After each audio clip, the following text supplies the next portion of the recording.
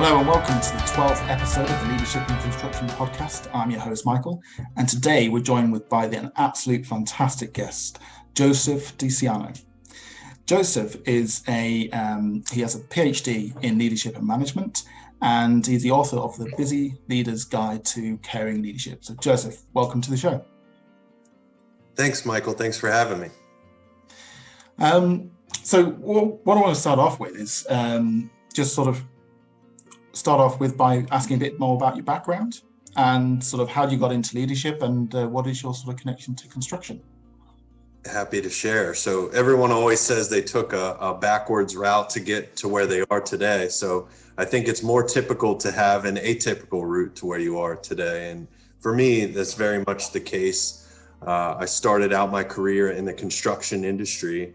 And then when the housing market went out here in the United States, transitioned into the restaurant industry, worked my way up that industry into leadership roles, and then decided to drop everything and join the military, where I was also exposed to a lot of different leadership practices, did some training with special forces here, and then changed my whole focus again into the business world, into HR, into leadership, really following the path of leadership into what I do now with UPMC in talent management and organizational development, focusing on leadership, the science of leadership, the art of leadership. I teach a people analytics course at University of Pittsburgh, and now also have the book that's a focus on leadership as well. It sounds like it's an absolute busy time for you at the moment. Is that right? Is that fair to say? Yeah, it's a very busy time and a lot of opportunities to stretch out of my comfort zone and to meet new people and network and opportunities like this, which I look forward to. Fantastic. And, really what drew me to wanting to connect with you and do this podcast was about your book. But before we sort of get into that, I want to sort of just a bit more understanding really of what it is about leadership that you're sort of drawn to. So for me, like leadership is a passion of mine. I'm really sort of drawn to having great conversations with great people about leaderships and different aspects of leadership. And I'll be honest, I'm just on the start of my journey of becoming a leader. And so you do this as a science, with your PhD. And so I'm really sort of curious about the science behind it and really what drove you into it and your interest in it. For me, it comes down to impact. There are leaders out there in a variety of capacities in the workplace, in their normal day-to-day lives, and the impact that they can have on others is tremendous. Whether that's a positive impact or a negative impact is to be determined. But what drives me and my passion for leadership is to help folks understand different ways that they can make that impact be positive and to really understand the true responsibility that is leadership, particularly in the workplace. Folks might spend more time at work every single week than they do with their families. So that is a huge undertaking for leaders within the workplace to make sure that they're helping folks realize their full potential. So really, for me, it ties back to the impact that folks can have as leaders and the impact that I can have on helping them be better leaders. I mean, I totally agree with that. If you don't execute leadership in the correct way, it can really impact negatively on the people that you're leading, but also on yourself. What do you think to that? Yeah, I agree. I think, whenever you see a negative leader, you might not always necessarily know what it is that they're doing wrong, but you can always feel it. And the people that follow them and their employees feel it as well. And it has negative impacts on their life. So it's important to make sure that we stress the importance of leadership and the impact that you can have on folks' lives. And so your work with UPMC, do you do a lot of consulting to other businesses in terms of helping them with leadership and leading teams and whatnot? Yeah, as a shared service, we have a responsibility to HR to help arm them with the tools and resources on the front lines dealing with the leaders to ensure that they have all of the information in the awareness and the tactics to address it. And then, the business leaders are also our customers, and we need to make sure that we're doing everything we can to spread our impact and make it scalable to the leaders in the organization, as well as HR, as our two customer groups primarily. Mm. It might be a difficult question, but is there a particular time where you find it difficult to get the message of leadership across in these consultations? Absolutely. I think our leaders, at UPMC in healthcare, and leaders, honestly, in every field, in every fashion, they're stretched thin and they're incredibly busy.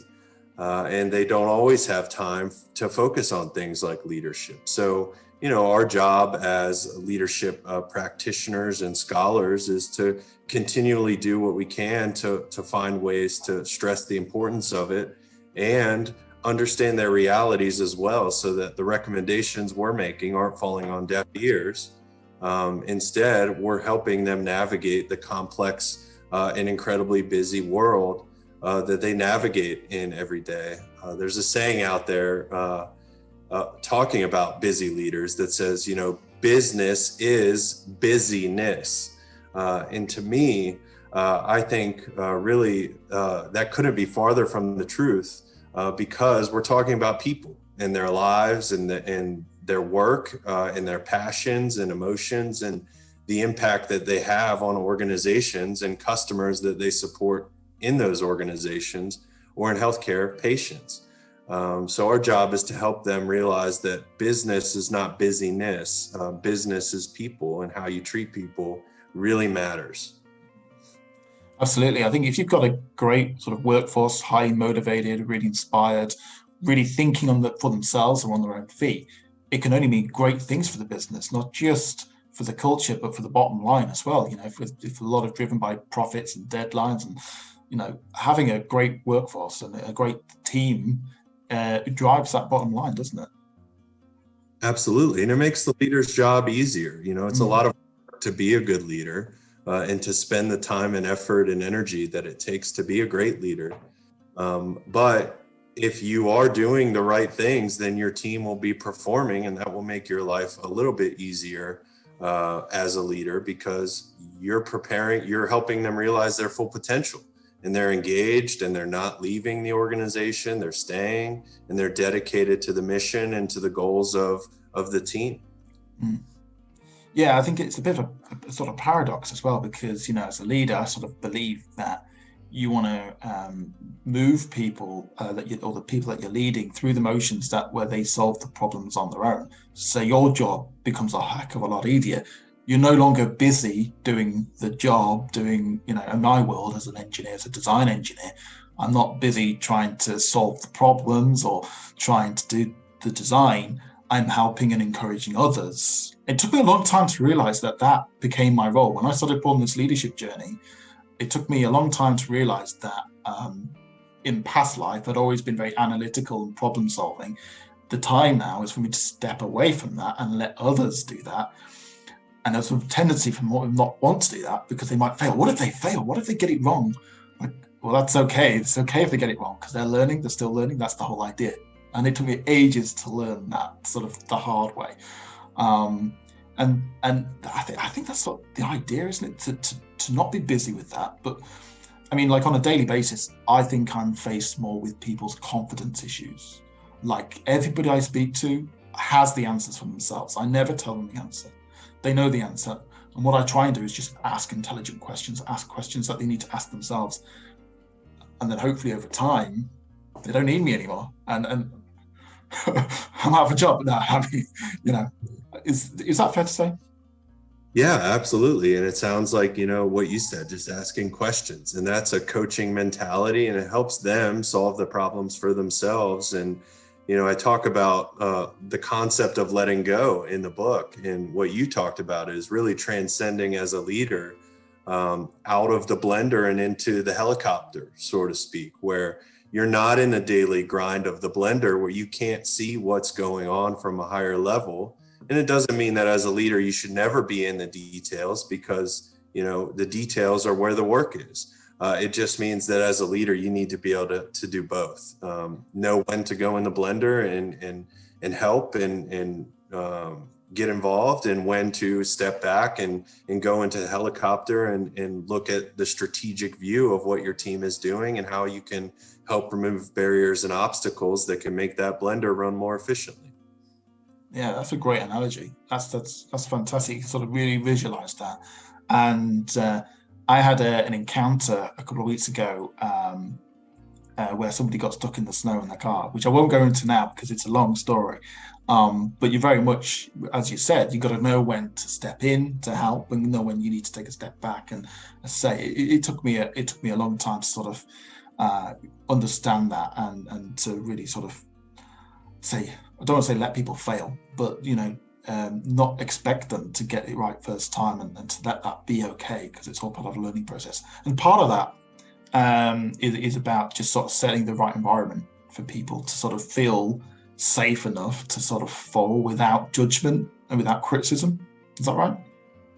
Absolutely. Psychological safety, I think, is incredibly important in building trust. And, everybody's different, so it's sort of like their personal fingerprint of the magic that works for them as leaders. But, that's what I talk about in my book about caring leadership, is a leader that can take the time to get to know their people, know what makes them tick, know when it's okay to let them fail, when it's okay not to, and continually build that trust bank so that you're building folks who can think for themselves, who can have autonomy. And then that makes your job as a leader a little easier, and it makes your team infinitely higher performing than it was before. Mm. So, before we really get into your book and that, I want to start it off with why is caring as a leader important? Why should leaders care? Yeah, and that was a question that I fumbled with in the research for the book up front. Was initially I wasn't going down the road of caring, but through interviews and through focus groups and through research, I kept seeing caring pop up time and time again. And you look at all of the research that's out there on trust and on giving feedback and creating psychological safety. The concept of caring really emerged as the root cause for all of those things. I could try very hard to build trust with you, but until you feel that I care about you as a person and I fully embraced you as a person, you're going to be less reluctant to trust me. The same could be said for things like engagement and loyalty and dedication. Is really caring helps you form that bond that makes all of those other things possible. And then that's why I chose to focus on caring, was because caring is the root to all of those other great things that are backed by research that lead to effective performance and effective leadership. I think I really do agree with you, because when things were going wrong for me in terms of as my role as a leader, I cared enough that I said I recognized I needed to do better for the people, but also for the projects I was working on and for myself. I think there's a resistance sometimes to care almost too much, in a way that so for some people, I might be wrong, you can tell me otherwise, but for some people, if they're in a leadership position and they seem to sort of care in a way that they feel obligated to try and solve the problem.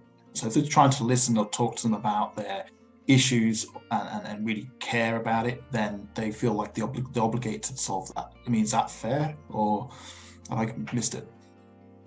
Yeah, I think, and I'm not a parent myself, but I use a parent analogy here. Whenever I talk about caring leadership is, if you think about your children, right, there are going to be times whenever they may fail, and that will be okay. And you maybe could have stepped in and stopped it, but what valuable lessons would have been lost if you had done that? And if you're continually stepping in to solve those problems or prevent them from failing, then they won't know how to fail. They won't know how to fall down and get back up, and they won't build that resilience. And, that's part of caring. And in the book, I do talk about the concept of being both tough and kind.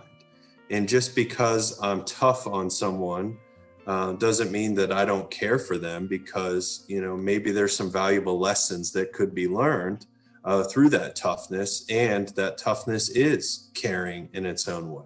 Mm. Absolutely. And so you may have already sort of slightly touched on this, but what was your inspiration for the book? Why did you sort of feel the need to write this book about busy leaders? My inspiration is multifaceted. So one, seeing somebody who is experiencing bad leadership and a leader that does not care.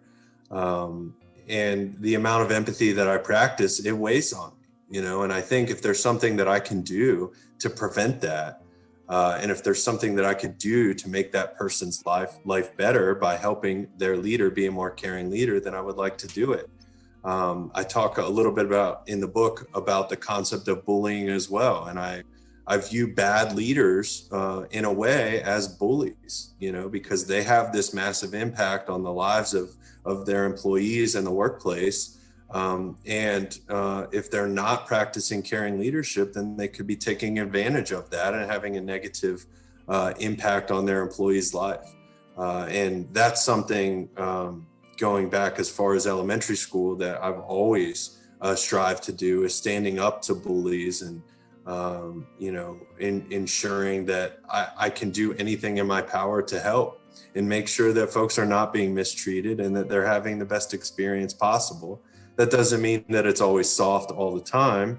It just means that when there is toughness and there are difficult times, it's through the guise of caring and not through the guise of other things that I talk about in the book, like ego or protection or insecurity and those type of things. Mm-hmm. Okay. So talk me through then, what is the book about? The book is about a couple of things. One is introducing the concept of caring leadership, not as this be-all, end-all practice, but using caring as a lens through which you can lead folks. So all people add value and are important enough to be cared for and about. And really what that means is just making the workplace more human, recognizing that we're people, we lead people, we should all treat each other like people through the lens of caring and compassion and kindness and empathy. And I even use a formula where I bring empathy in, where I talk about empathy, the ability to understand and share in another's thoughts, feelings, and emotion. Alone, empathy is not enough. I could empathize with you and I could say, oh, well, I empathize and I feel what you feel. But that to you doesn't add value unless I actually act on it. And the formula is empathy plus caring action equals compassion. And compassion is what leads to so many positive things in the workplace. And empathy alone without that action, it doesn't go anywhere. It doesn't translate to anything for you. To make you feel better, just to know that I'm feeling a little bit of your pain. I actually need to act on that and to show that I care, and then continually reinforce that. A lot of people use leadership behaviors and practice and liken it to working out or muscles that need to be exercised. I look at it more as a system of checks and balances, and it's a bank. And through caring action, I can show empathy and compassion to you. And each time that I do that, I'm building into the bank of caring, which makes you more likely to trust me, more likely to stay, more likely to work hard, and more likely to be a positive contributor to the team, and eventually grow on to be a leader yourself. And then to take those practices and multiply them by using them in your own leadership practice. I like the fact there's a formula in there, because there's not a lot of books or leadership books with formulas. And as an engineer, anything with a formula is fantastic.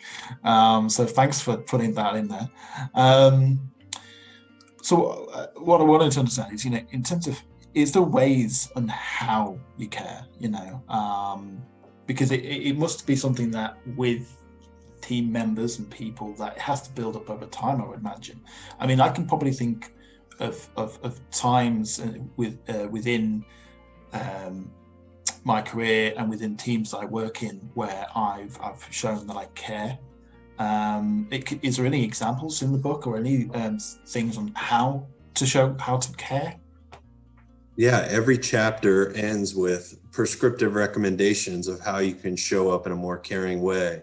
And, as I talk about this with leaders, I have to be careful because I never want them to think that I'm making the assumption that they don't care, because typically leaders do care. They're just not fully making the connection to how they're showing up every day in caring ways. And the book starts off very basic by talking about just remembering little details about people that continually reinforce that they matter. And if you're leading folks in the workplace and you have to continually remind them that you have 2 children, or that your favorite restaurant is this, or that your birthday is on this date, right? What your name is.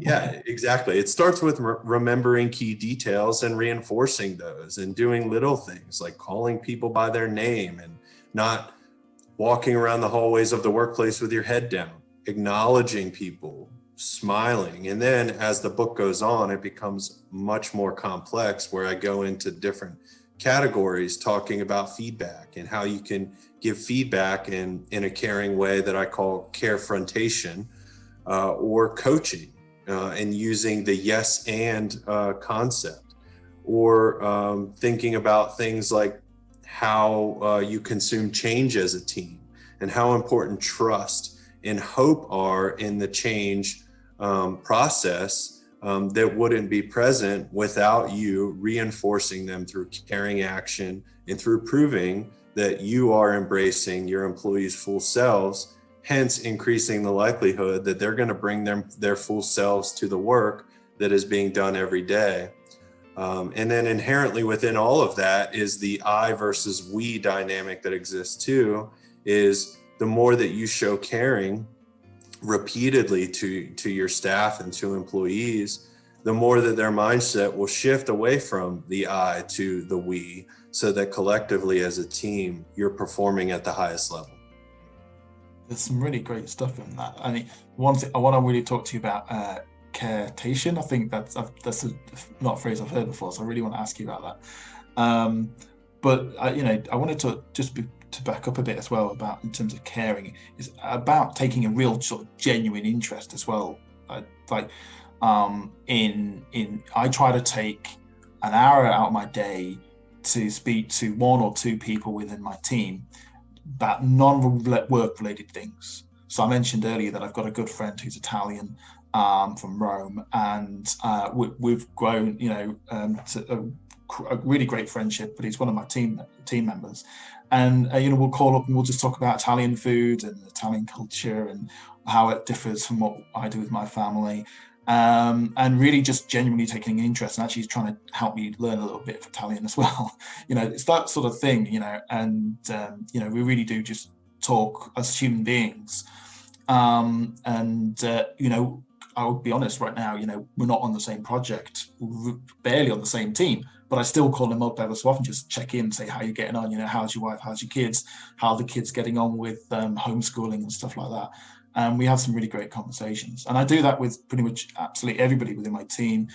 Just give them a call and find out how things are going in their daily lives. Like I was talking to one of my colleagues about his new car he was buying, and then we were talking about cars for like 20 minutes and stuff. And I think that stuff is important. And we talk about busy leaders. I honestly think that you're never too busy to take a little bit out of time out your day to speak to someone and really just find out how they're doing really. One of my friends, a guy called Paul, and when he said to me that he has 3 questions he asks, which is, how are you? How are you really? No, really, how are you? And really just to sort of really understand how they're getting on, because the first answer is never an honest answer until you really get into it. And I think that's really, really important. So that's sort of like how I relate in terms of caring. I really do try and take a bit of time out of my day to spend with people. And I don't believe I'm too busy. In fact, I'll work longer hours. If I need to work a bit into the evening or wake up a bit earlier to do an extra hour of work so that I can spend that time during the working day with my team members, then I think it's valuable, to be honest. I think they value it. I think they'd like the time to talk about things, and I'm genuinely interested. So the aspect you started talking about in terms of caretation, is that the right? Am I saying it right? Carefrontation. Can you tell me a bit more about that then? Yeah, and the term actually, I had to dig deep to find out where the term came from. A colleague and a mentor of mine uses that, and I wanted to find the root cause for that term. And I had to dig deep into the psychology literature to find it. And it's a child psychologist that talks about the way that you give and receive feedback can be adjusted, right? That doesn't mean to soften the language. It doesn't mean to celebrate all of the wins. But the way that feedback is often viewed in the workplace is very negative. And whenever your boss comes to you and says, "Hey, Michael, I have some feedback for you," immediately, the dopamine starts going in your brain, and you start to get anxiety, and you start to get into a fight or flight mode. And part of it is changing the way that the term feedback is viewed, and viewing feedback as a gift. But the way that happens is through repeated caring interactions, carefrontation, where you receive feedback, positive, negative, neutral, etc., that helps you grow and progress as a professional and as an individual. So the exact science of carefrontation will differ from person to person, but giving feedback in a way that shows that you care without damaging relationships is incredibly powerful, and it creates trust and psychological safety and so many other things. I two things in that I really agree with. So the first one is that I find in the past that some people have been so scared of confrontation that they don't want to give feedback, or they're scared of giving feedback. And sometimes if they do give feedback, it comes off all wrong. Not what it was meant to be, not sending the message out correct. And so I think that can be damaging. You can tell me right or wrong in a second. But the other thing is about how you approach carefrontation is like for me, you're absolutely right. The minute I spend most of my time reviewing drawings that are going out to clients, and reviewing reports as well. And when I was the recipient of comments, it was always, I hated it because it was always coming back with lots of red pen, change this, do that. And by the end of it, most of the time, it wasn't really my work at all. It was, designed by, a group sort of designed it, and knowing that I hate that feeling, I sort of found that the way I did that to the people was in the same way. And actually I think, well, if that's coming off quite confrontational, or people, as you say, people start to get anxiety and they get this fight or flight, absolutely right. I think my CEO said it really well. If you put conflict into intelligent people, you get conflict back. And so if you try to question somebody's actions or why they did something like that, or criticize something, they're just going to come back and try and debate it with you. And I don't want to do that. So I made this decision that whenever I'm reviewing a piece of work, I try to ask more questions than anything else. So I don't want to direct people into doing things. I want to ask questions, but not in a condescending way, like, why did you do it like that? As in, is there a better way we can phrase that word? Is this the right shade of color? Could we bring out this color a bit better? Would that look good? Really sort of along the sort of lines of bringing them into the conversation. These are all your decisions. I'm not making these decisions for you. This is all your way of doing it.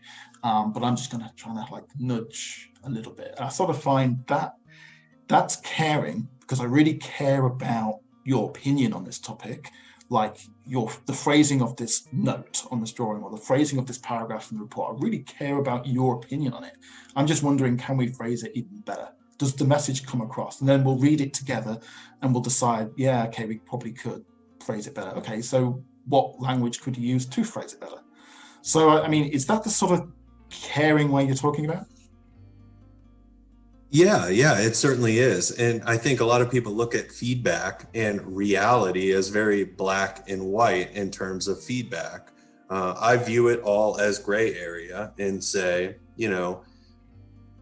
you were showing up in this meeting in a certain way, and not attacking them confrontationally to say that that was good and or bad, just saying, hey, have you thought about it this way? Maybe it could have been perceived as this, that, or the other. I know you and I know how you are. So I perceived it in this way, but maybe other folks could have perceived it as this way. And really, it's just constantly recalibrating without confronting them or saying you're doing it wrong or this is the right way to do it. And there are some scenarios where things are black and white in terms of feedback, like in healthcare, for instance, if a patient is involved and the patient could be a danger, right? But typically most things fall into that gray area where one person's idea of what's right is not necessarily always what's right. It's just about helping people realize all of the different perceptions and how all of their different actions could be perceived by others, so that you're raising their awareness, right? You're giving them a growth mindset about feedback and how they're showing up in the workplace. And you're giving them that gift. And that's really what Carefrontation is about, is understanding that just because something is a certain way, because that's your reality, doesn't mean it's everyone's. So using that gray area to ask questions, exactly like you said, and help them connect the dots about how they're showing up in a caring way or not showing up in a caring way. Yeah. And so back to the other question was,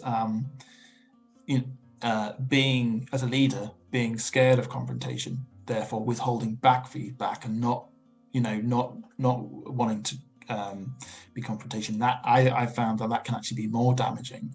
Is that fair to say? Absolutely, because if the feedback is not shared, it doesn't mean that it's not shared with other folks. Everybody knows around the office or around the workplace different things about different people and how they're showing up. It's not doing that person or the team or the workplace any favors by withholding that feedback from them and delivering it to them in a carefrontational kind of way, because people are going to be talking about that anyways. They might be at the water cooler. Well, how about that Michael guy and how he's showing up at work that's less than ideal, right? Versus somebody please tell Michael in a productive way, share this feedback with him so that he can do better. And oftentimes that's what happens within coaching relationships, is you'll learn things about leaders that people have been saying already that are realities. It's just nobody took the time to tell that person that feedback, so that person has never been able to adjust. So I honestly feel sorry for the person in that situation who's never been told that they should behave differently, or that the perception of how their behaviors is this. So they've never had an opportunity to change it. But if you share that feedback with them in a productive way, then most times they're very receptive and they were unaware and they're able to change the behavior, and it makes the team better, and it creates a psychologically safe space within the team that moves the team forward. Absolutely. I don't think I could agree more. So we're shortly sort of going to have to sort of bring this to a close, which is a real shame actually, because this is some really great stuff and the book sounds fantastic. Just before I move on, where can we get the book from? I take it it's on Amazon? Absolutely. You can look on Amazon, just type Caring Leadership, and A Busy Leader's Guide to Caring Leadership will be first or second on the page there. Fantastic. So yeah, it's definitely something I'm going to read, and I urge absolutely everybody else to. So what I wanted to do was try something a little bit different that I've never really tried before. So you got to bear with me a little bit. I was hoping, I wanted you this time to pose a question to me, and a leadership question, not just a question, favorite football team, a leadership question to me. That what I'll do is I'll answer that at the start of the next podcast. Is that okay? If you got a question that you could ask me? Absolutely. I'll definitely create a hot seat for you to begin your next podcast. In the book, I talk about, and I use a quote from a book that came out in the early 90s on caring leadership that essentially says, people take themselves and the work very seriously, but It's not often that people take their job as leaders seriously.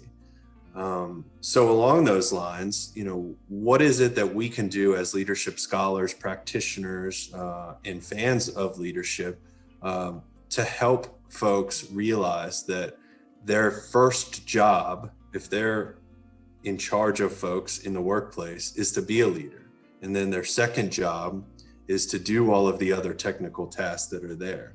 So essentially getting them to realize that the helicopter is their primary responsibility to lead people and to lead a team, and the blender is their secondary responsibilities. Okay. That's a really good question. I'm definitely going to need about a week to ponder that one. So that's going to give me some time. Thank you. That's a nice challenging one. I like it. Thank you so much. And where that's coming from is, through my interviews, I ask, what are your 3 most important responsibilities every day? And they start rattling off these things, and I say, well, if I add a word, what are your 3 biggest responsibilities as a leader every day? What are those? And they're always different. And my question is, well, you are a leader, right? So why are those different? Because leadership is your first priority, and it should, because you're leading people, and that's important, and the impact that you have on their lives is important. So the question is, how do we get people to realize that leadership is their first role, technically second? Yes. Absolutely. Okay, I can answer that. For me, I've had a total mind shift change.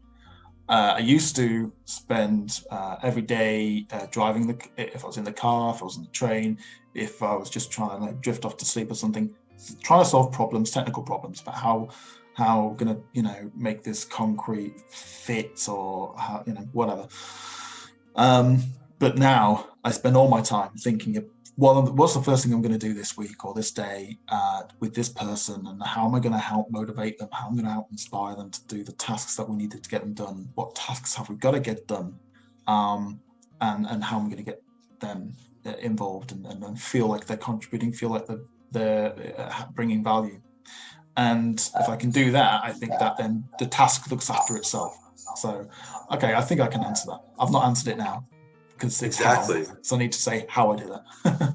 Okay. If you were a gardener and you spent all your time remodeling the greenhouse and not watering the plants, then all of the plants would die. So it's helping them realize that their first priority is to water the plants, and then the other things will come second. Perfect. Thank you very much. So the sort of last question I'd like to ask is a question that I ask absolutely everybody. Is what do you think is the most important aspect of leadership? I think it's caring, right? Within your sphere of control. When you think about trust, when you think about performance, productivity, those are loaded things that require a lot of effort to address, right? But the closest thing to your sphere of control as a leader, and the thing that you have the most control over every day in your interactions with your employees and with your staff, is caring. You can control that. You determine, and you can dial up or dial down the amount that you care or not care about your staff, and realizing the impact that can have is extremely positive.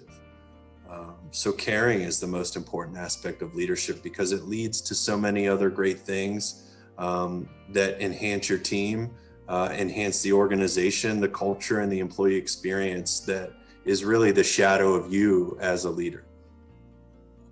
Absolutely brilliant. Joseph, it's been an absolute pleasure spending this time with you today and having this great conversation. Thank you ever so much.